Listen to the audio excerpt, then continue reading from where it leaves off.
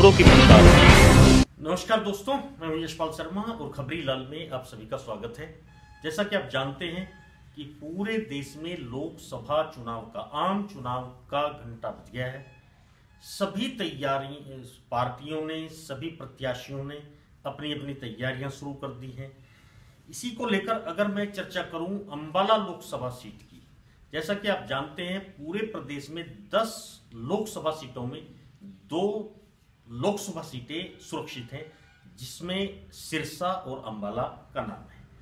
Ambala Lok Sabha seat से 2 बार लगातार कुमारी शैलजा यहां से सांसद रही। अब वो राज्यसभा सांसद हैं और इस बार उनका लोकसभा चुनाव का लड़ना लगभग एक तरह से पक्का माना जा रहा है।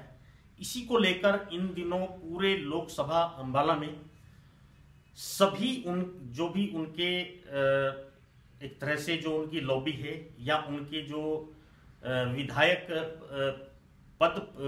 के लिए टिकट मांगने वाले लोग हैं, वो सभी बड़ी सक्रियता से अब आगे बढ़ रहे हैं।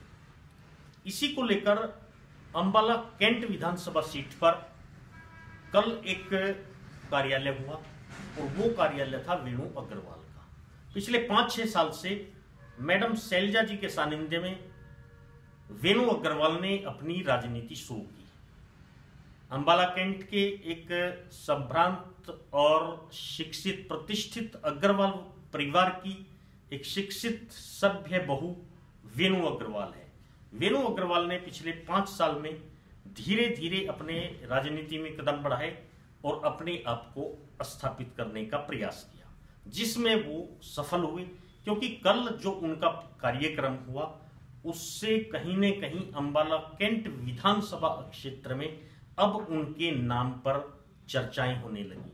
इसका मुख्य कारण यह था कि उन्होंने अपने कार्यालय का जो उद्घाटन किया उसमें कुमारी शैलजा को आना था, लेकिन एक छोटी सी मीटिंग को एक तरह से एक जनसभा का स्वरूप मिल गया, जिसमें देखा गया कि आसपास के गांवों से भी काफी संख्या में महिलाएं आई हुई थी, काफी पुरुष आए हुए थे और शहर के भी लगभग हर वार्ड से वहां पर कुछ न कुछ व्यक्ति पहुंचे।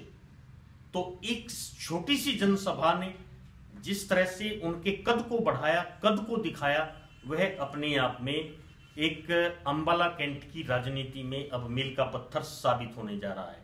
मैं अपने दर्शकों को जानकारी देना चाहूंगा कि कुमारी शैलजा के साथ में रामकिशन गुर्जर, नारायणगढ़, पूर्व विधायक राजपाल भुकड़ी, सढौरा, हिम्मत सिंह, रिंकू पूनिया, बलविंदर पूनिया, पूर्व विधायक जसबीर मलौर और सुमन मेहरा जो जिला प्रधान है महिला मोर्चा की अंबाला से, वो भी वहां पर पहुंची।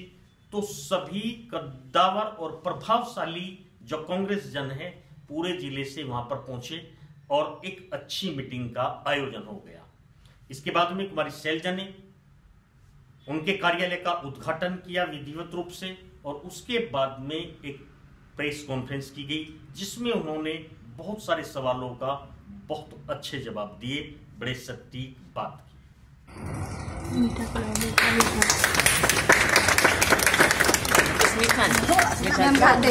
छोड़ दिया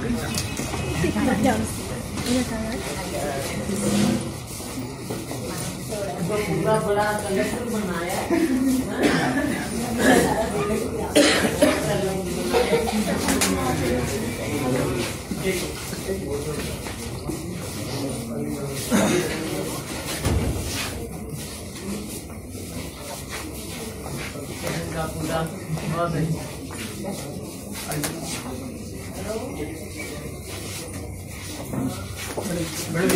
बात कर लेते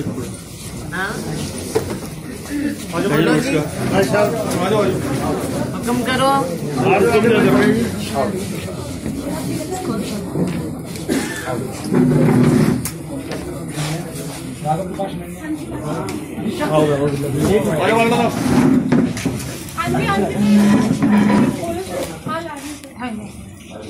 जी थोड़ी सी बात कर ले, चलो आप पी लो फिर उसके बाद।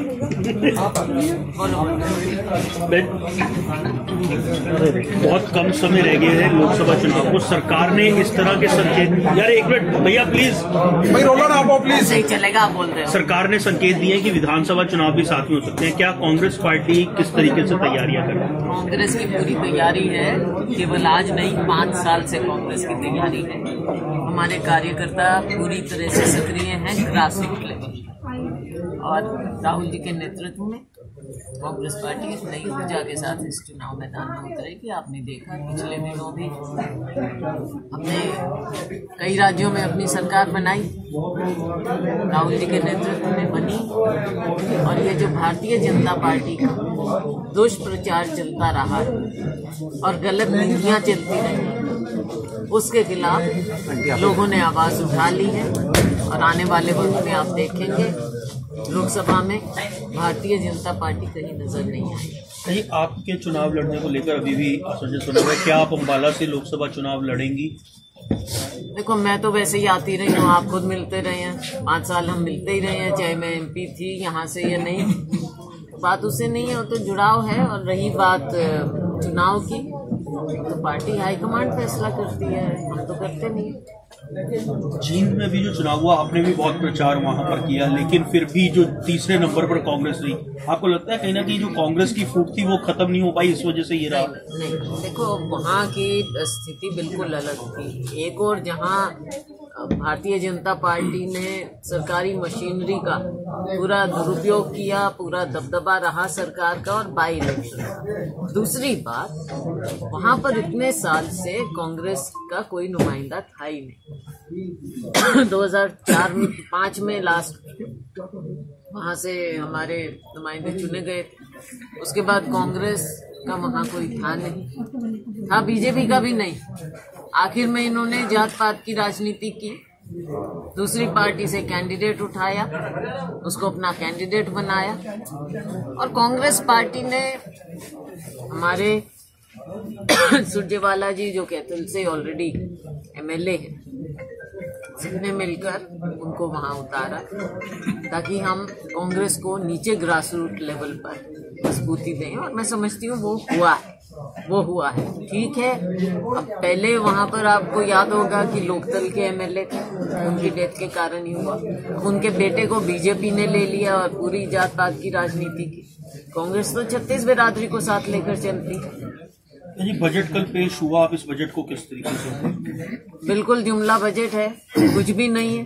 5 साल की अपनी कारगुजारी तो बताएं कि जो 5 साल पहले इन्होंने सबसे पहले कहा था जब ये सत्ता में आए, वो उनकी कितनी बातें पूरी की हैं। और युवाओं के रोजगार के बारे में तो कुछ बताएं कि क्या दिया है, कितने रोजगार दिए हैं, उसको तो ये एकदम छिपा रहे हैं। बेरोजगारी जो आज चरम सीमा पर है, 4 दशकों से इतनी ज्यादा बेरोजगारी नहीं हुई जो आज के दिन है।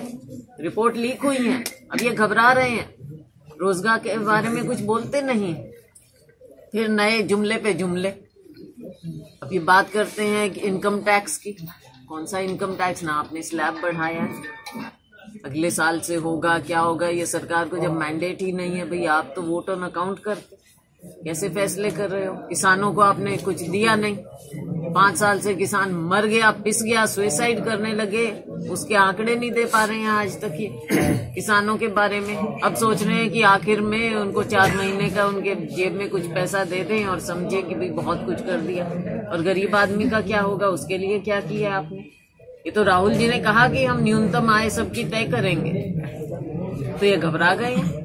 जुमला बजट देखिए। राफेल के अलावा और कौन से मुद्दे हैं जिनको लेकर अब आप जनता के बीच में? मैंने बताया ना, आप देख लीजिए इन्होंने देश के नौजवान को क्या दिया, कोई रोजगार नहीं दिया। रोजगार के नाम पर इन्होंने हमेशा गलत बोला है, आंकड़े छिपा रहे हैं, बताना नहीं चाह रहे हैं देश को कि कितने रोजगार दे पाए, क्योंकि दिए नहीं है, बल्कि नौकरियां कम हुई हैं देश भर में। तो वो चीजें हैं ये छुपाने जा रहे हैं। तेल का एक बहुत बड़ा मुद्दा है जो इन्होंने देश को चला है जिस तरह से, वो भी बातें हैं। 15 लाख कहाँ गए? आपकी जेब में भी आने चाहिए थे, किसके आए? 15 से 20 लाख देंगे, काला धन, क्या कुछ नहीं। सारी हमारी स्कीमों के नाम बदल दी।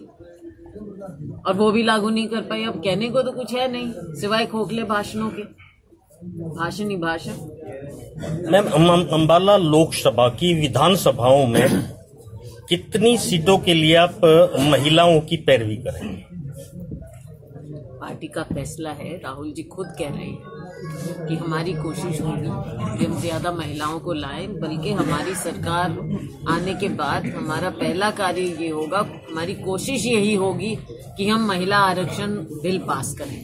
ये राहुल जी ने खुद कहा। अंबाला लोकसभा प्रत्याशी महिला होंगी, क्या अंबाला छावनी की जो प्रत्याशी हैं वो भी महिला होंगी? ये सब बातें कांग्रेस पार्टी फैसला करती है, मैं फैसला करने का नहीं, आपके साथ बहुत बड़ी लॉबी है मैम, आपकी लोकसभा में बहुत बड़ी लॉबी है, बहुत मजबूत है। क्या यहाँ के समीकरण आपके इर्द गिर्द घूमते हैं? ऐसी स्थिति में आप कितनी सीटों के लिए महिलाओं की पैरवी करेंगे? नहीं, ऐसा नहीं। हर एक सीट को देखा जाता है, हर एक सीट पर हम देखते हैं कि कौन सशक्त उम्मीदवार है, महिला हैं, पुरुष हैं, हमको सशक्त उम्मीदवार चाहिए। हमने सीट जीतनी है और कोशिश है, राहुल जी ने जैसा खुद कहा है कि हमको ज्यादा महिलाओं को आगे लाना। थैंक यू जी। सम्मान के योग्य रामकिशन गुर्जर जी, भाई मनोज जी, बलिंदर पूनिया जी, रिंकू पूनिया जी, मुकेश शर्मा जी, प्रताप चौधरी जी, हिम्मत सिंह जी व मैडम के साथ आए सभी दिग्गज नेतागण व अंबाला कैंट से सभी XMC जिन्होंने यहाँ आकर मेरा मान बढ़ाया, इस मंच की शोभा बढ़ाई, और खास तौर पर हमारे आज के संचालक ओंकार नाथी जी, इनका बहुत बहुत शुक्रिया। हमारे बीच स्टेट सोशल कोऑर्डिनेटर सेवा दल से सचिन शर्मा जी और राघव जी भी उपस्थित हैं, और मंच के सामने बैठी मेरी सभी मातृशक्ति, मेरी बहनें, मेरे भाई, मेरे बुजुर्ग, मेरे बच्चे, आप सबका यहाँ पधारने पर बहुत बहुत बहुत ज्यादा स्वागत है। मैम, अपनी बात में 2 पंक्तियों से शुरू करना चाहूंगी। दिल की बात जुबां पर लाऊं कैसे, दिल की बात जुबां पर लाऊं कैसे, चंद शब्दों में शख्सियत सुनाऊं कैसे, मुकम्मल हो जिन शब्दों से तारीफ आपकी, बताओ वो शब्द मैं ढूंढ कर लाऊं कैसे, बताओ वो शब्द मैं ढूंढ कर लाऊं कैसे। 35 किलो कनक उस वक्त हमें मिलती थी, हम भूखे नहीं सोते थे। मैं धिक्कार है ऐसे राजा को जिसकी प्रजा रात में भूखी सोती हो, जिसके बच्चे रात में भूखे सोते। कांग्रेस के राज में कभी ये बात नहीं आ सकती। मैं शायद ये बात सुनने में छोटी लगे, पर मेरे लिए, मेरे दिल में सबसे बड़ी समस्या यही थी। और सड़कों की बात, गंदगी की बात अगर देखें तो जो अंबाला को डंपिंग जोन बनाया हुआ है, जो सड़कें जगह जगह से उखेड़ दी गई हैं, जब ये सरकार आई इन्होंने सारी सड़कें उखाड़ दी कि हम नई बनाएंगे। सभी को अच्छा भी लगा कि नई सड़कें मिलेंगी। सड़कें बनते ही उनको याद आ गया कि सीवरेज से डले ही नहीं, उन्होंने फिर से सड़कें उखेड़ दी। और फिर जब सीवरेज डालने का ड्रामा हुआ तो याद आता है कि पिलर्स तो बीच में है, खंभे तो सड़कों के बीच में है, उन्होंने फिर से सड़कें उखेड़ दी। आज 5 साल से वो सड़कें कभी बनी ही नहीं है, जगह जगह खड्डे, जगह जगह गंदगी, जगह जगह लावारिस पशु है। मैं सिविल हॉस्पिटल को नौजवान साथियों, मातृशक्ति, सबसे पहले मैं आप सभी साथियों का धन्यवाद करता हूँ कि आप काफी लंबे समय से, जैसा कि अभी मुझे बताया 4-5 घंटे से आप बहन जी का यहाँ पे इंतजार कर रहे हैं। सर्दी का मौसम है और